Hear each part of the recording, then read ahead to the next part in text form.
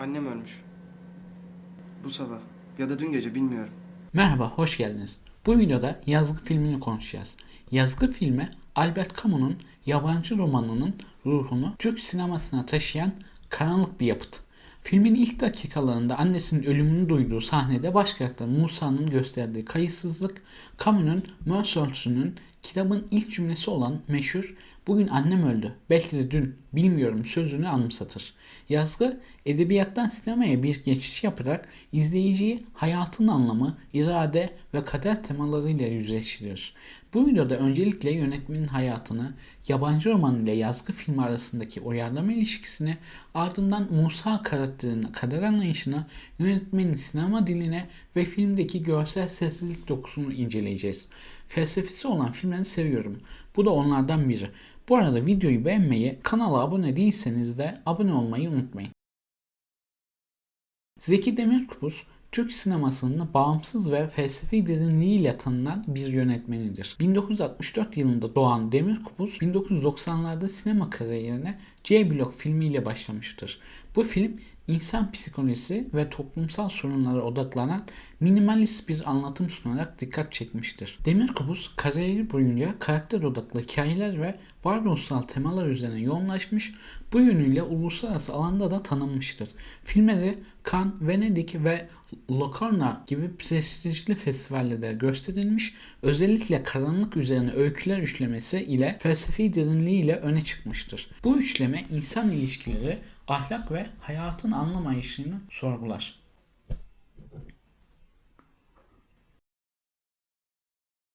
Yazgı, Camus'un yabancı romanının serbest bir uyarlaması olarak değerlendirilir. Demirkubuz yazgıyı romandan esinlenerek serbest uyarlama şeklinde ele almıştır. Yönetmen de bir röportajında romanın anlattığı durum ve hikayeyi kendine çok yakın bulduğunu belirtmiş, yabancının temel olgusunu alıp bu hikayeyi bambaşka bir öyküyle birleştirdiğini ifade etmiştir. Örneğin Camus'un eserindeki Fransız büro memuru Meursault yerine Türkiye'de yaşayan gümrük memuru Musa karakteri getirilmiş, hikaye yerelleştirilmiştir. Ancak Demirkubuz bu değişimlerle birlikte filmin romanın felsefi bağlamından koparmaz. Bir sahnede Musa'nın savcının "okuduğum bir Fransız romandaki kahramana benziyorsunuz" sözlerine maruz kalması gibi göndermelerle yabancıya referans halen sürer. Şu konuşmalar sana inandırıcı geliyor mu hiç? Anlamadım. Ya nerede büyüdün sen? Paris'te filan. Anlamadım. Gençliğimde bir Fransız romanı okumuştum. Onun kahramanı gibisin. Sonuçta yazgı, yabancının temel felsefi sorularını alıp Türk gerçekliğiyle harmanlayan özgün bir anlatıya dönüşmüştür. Yazgı, Demirkubuz'un karanlık üzerine öyküler üçlemesinin ilk filmidir ve film, gümrük memuru Musa'nın monoton ve kayıtsız hayatını konu alır. Musa, annesinin ölümüne karşı duyarsız bir tutum sergiler. Hatta bu ölümden bir tür rahatlama duyar. İş arkadaşı Sinem'le evlenir. Ancak bu evlilik onun isteği dışında toplumsal beklentiler doğrultusunda gerçekleşir. Filmin ilerleyen bölümlerinde Musa, patronun karısı ve çocukları öldürmekle suçlanır. Ancak bu olaylara karşı pasif bir tavır sergiler. Kaderine boyun eğer. Yazgı 2002 yılında Cannes Film Festivali'nin farklı ve yenilikçi filmler bölümünde gösterilmiş, uluslararası alanda da dikkat çekmiştir. Musa karakteri her şeye karşı sergilediği tepkisizliğiyle dönemin sıradan Türk yurttaşından çok farklı bir portre çizer. Annesinin ölümüne duyarsızlıkla karşı oluşu yabancıdaki Meursault'u anımsatır. Musa, annesinin cansız bedenini fark ettikten sonra sütlü kahvesini rahatça içip işe gitmekte ve patronundan izin isterken bile "bu benim hatam değil" demektedir. Bu, Musa'yı diğerlerine ayıran soğukkanlı bir kayıtsızlıktır. Benzer şekilde iş arkadaşı Sinem'in evlilik teklifine verdiği "benim için fark etmez" yanıtı onun hayata karşı devam eden apatik tutumunu gösterir. Benimle evlenmek ister misin? Benim için fark etmez. Eğer sen istiyorsan evleniriz. Yönetmen Bu edilgenliği vurgulamak için kamerayı hareketsiz tutmuş, Musa'nın tepkisizliği net şekilde öne çıkarılmıştır. Demirkubuz'un kendi sözleriyle Musa'nın temel farkı bugünkü insanlığın üstlendiği statü ve kimliklerden oluşmuş bir varoluşu reddetmesidir. Musa üzerindeki sosyal süsleri, kimlik maskelerini reddederek gerçeği ortaya çıkaran bir adamdır. Bu bakımdan Musa hayatın akışını değiştiremeyeceğine, kaderin kaçınılmazlığına inandığı için her şeye evet demeyi sürdürür. Yazgının sonlarında patronun Musa'ya isnat edilen suçu itiraf etmesiyle beraat etmesine rağmen Musa bu karara bile tepkisiz kalır. Artık yaşama dair hiçbir eylemde bulunmamakta, tamamen pasif konumdadır. Bu noktada Camus'un absürt felsefesi ile Demirkubuz'un yorumu arasındaki fark belirgindir. Camus'un Meursault'u dünyanın tutarsızlığına karşı mücadele etmeye çalışırken Demirkubuz'un Musa'sı hayattan bağını koparmış, yaşayan bir ölü gibidir. Bir yanda yabancıda dünyanın absürtlüğüne karşı kısmen bilinciyle tepki veren bir karakter varken öte yanda yazgıda Musa tamamen edilgen ve tepkisizdir. Demirkubuz'un sinemasının temel amaçlarından biri yaşam içindeki insanın kaderine yeniliği anlamını anlatmaktadır. Musa bu yaklaşıma açık bir örnektir. Yazgı, Albert Camus'un absürdizm felsefesine dayanan bir yapıt olarak hayatın anlamsızlığını ve bireyin bu anlamsızlığa karşı tutumunu derinlemesine ele alır. Absürdizmi, evrenin izolasyonel olduğunu ve insan hayatının anlam arayışının sonsuz olduğunu savunur. Musa'nın karakteri bu felsefeyi somutlaştırır.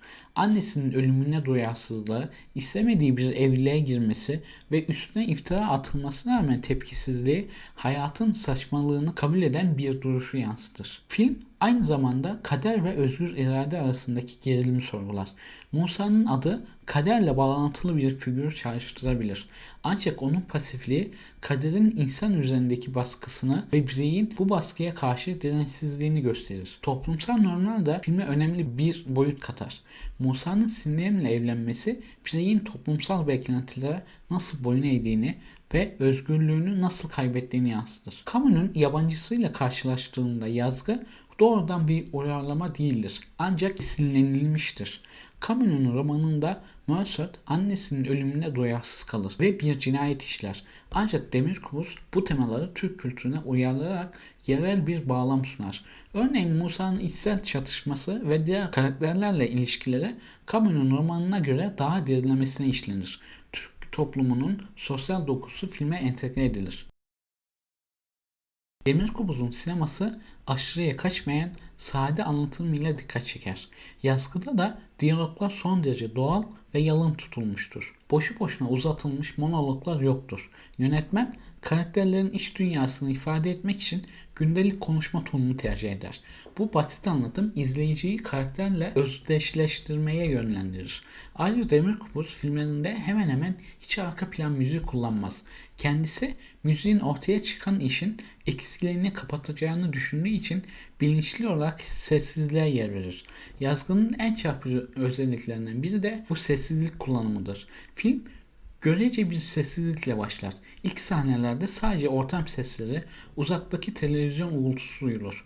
Kamera uzun süre Musa'nın sessiz halini izler. Böylece takip eden konuşma ve suçlama sekansı çok daha güçlü bir etkiyle patlar. Teknik olarak da minimalizm ön plandadır. Demirkubuz yazgıda dar, sabit mekanları ve doğal ışığı tercih etmiştir. Kapanmayan kapılar, koridorların iç sessizliği ve sıradan ev içi sahnelerin karanlık atmosferi karakterlerin psikolojisini yansıtır. Bu estetik karakterlerin içine çekildiği yalnızlığı ve yabancılaşmayı görselleştirir. Bu bağlamda yazgı Demirkubuz'un genel üslubunu yansıtır. Siyah beyaz görünümlü mizansenlerle izleyici hem mekana hem de Musa'nın ruhuna hapsolur. Özetle dinsel ve içsel ögelerin sadeliği Demirkubuz'un filminde içsel gerilimi artırırken diyaloglar ve sessizlikle kurduğu ritim seyircinin dikkatini bütünce toplar. Yazgı, absürdizm felsefesini sinemaya başarıyla aktaran bir film olarak değerlendirilebilir. Zeki Demirkubuz'un minimalist yönetmenlik tarzı filmin karamsar atmosferini güçlendirirken Serdar Orçun'un Musa rolündeki performansı karakterin içsel çatışmasını etkileyici bir şekilde yansıtır. Zeynep Tokuş'un Sinem karakteri toplumsal beklentilerle bireysel arzular arasındaki çatışmayı temsil eder. Bana göre film Camus'un felsefesini yansıtırken Demirkubuz'un sinema dilini güçlendiriyor. Yazgının görsel estetiği karanlık ve boğucu bir hava oluşturur. Demirkubuz'un ayırt edici görsel üslubu karanlık ve klostrofobik mizansenler üzerinden karakterlerin yabancılaşmış ruh halini yansıtır. Film büyük ölçüde kapalı mekanlarda geçer. Musa'nın ıslak ev koridorları, loş sokak araları ve dar büro odaları dış dünyadan kopukluğu pekiştirir. Işıklandırma doğal ve kısıtlı tutulmuş, lambaların sönüklüğü, yarı karanlık sahneler duygusal gerilimi yükseltir. Örneğin filmin ilk sahnesinde bütün ışıklar tek tek kapanıp yalnızca Musa'nın annesinin odasına düşen zayıf aydınlatma kalır. Bu karanlık sahne geçişleri Demirkubuz'un simgelediği çürüme ve çöküntü temasını pekiştirir. Görsel kurguda kameranın sabit kalması izleyiciyi uzun bakışlara zorlayarak karakterin iç çatışmasını hissettirir. Tüm bu ögeler yazgının kasvetli atmosferini ve Musa'nın içsel boşluğunu güçlendirir. Film görüntülerin yardımıyla insanın umutsuzluk duygusunu ustaca örer. Yazgı salt bir dram değil, aynı zamanda derin bir felsefi sorgulama filmidir. Demirkubuz'un kendi tanımına göre bu iki film yazgı ve devamı olan İtiraf, çağdaş toplumun hastalıklarını, nihilizmi, kişisel bunalım ve despotizm gibi muktedir bir özgüvenle ve muzip bir zeka kırıklığıyla irdeleyen yapıtlar olarak görülmüştür. Film boyunca Musa'nın durgunluğu ve cezasız kalmakla yüzleşmesi toplumsal adalet ve bireyin sorumluluğu üzerine ahlaki sorular doğurur. Musa haksız yere yargılandığını bilmesine rağmen bu uğurda çığlık atmaz. Bu tavrı izleyiciye insanın toplumla kurduğu ilişkiyi sorgulatır. Ayrıca film boyunca Musa'ya yöneltilen suçlama ve suç mahkumlarıyla konuşma sahneleri insanın toplumsal normlara uyumu ve vicdani hesaplaşma temasını öne çıkarır. Camus'un yabancısından Mercer aslında tüm bu baskılara karşı umursamazlık sergiler ve sonunda aynı absürt dünyada acıyla karşılaşır. Demirkubuz'da bu mirası devralıp Musa'da yaşayan bir ölü imgesiyle farklı bir sonuca ulaşır. Musa'nın cezaevinde yansıması Mercer'ın ölüm cezası yerine Türk hukukunun delice kararlarıdır. Her iki karakter de sisteme yabancılık çeker. Fark ise Musa'nın bu yabancılaşmayı tam bir teslimiyete dönüştürmesidir. İzleyen olarak bizler de bu durumda insanın özgür iradesiyle kader arasındaki ince çizgiyi tartarız. Sonuçta yazgı Demirkubuz'un deyişiyle nihilizmi ve despotizmi cesur ve zeka dolu bir gözle bakan felsefi bir yapıttır. Bu nedenle film seyirciyi yalnızca hikayeye değil, aynı zamanda hayata ve ahlaka dair derin sorulara daldırır. Demirkubuz'un yazgısı Albert Camus'un yabancı romanı üzerine kurgulanmış ama ona sıkı sıkıya bağlı kalmayan tamamen Türkiye'ye özgü bir dramatik felsefe deneyidir. Film boyunca Musa'nın kaderci bakışı sessizlik ve minimal diyaloglarla öne çıkar. Görsel olarak karanlık bir tavırla izleyiciyi içsel hesaplaşmaya sürükler. Çözüm olarak ortaya çıkan sahnelerde adalet ve insanlık üzerine sert sorular bırakır. Demirkubuz sinemasının özünde insanın yaşama boyun eğdiği anları anlatma arzusu yatar. Yazgı bu arzuyu kalıcı kılan filmlerden biridir. Hayatın akışını değiştiremeyeceğine inanan bir adamın sessiz feryadı bizde derin bir iz bırakır. Yazgı Demirkubuz'un sinemasının önemli bir parçasıdır. Albert Camus'un felsefi düşüncesini Türk sinemasına uyarlayan bir yapım olarak dikkat çeker. Film hayatın anlamsızlığı ve bireyin bu anlamsızlığa karşı tutumunu derinlemesine ele alır.